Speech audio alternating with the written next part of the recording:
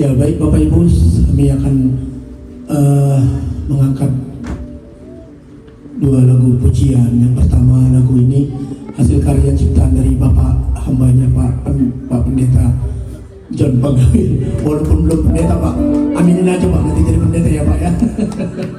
Nah, ini lagu ini saya sangat diberkati, merupakan kesaksian pribadi beliau. Karena kami ketika belum COVID dulu, kami pernah datang ke sini.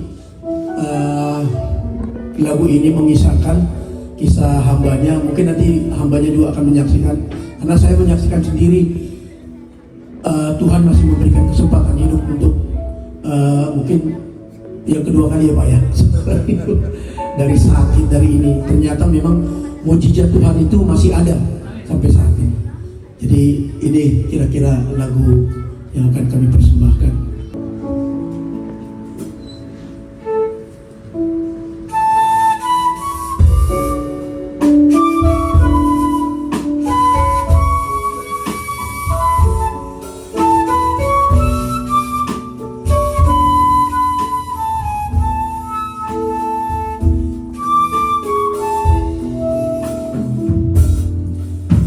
Selagi masih ada waktu,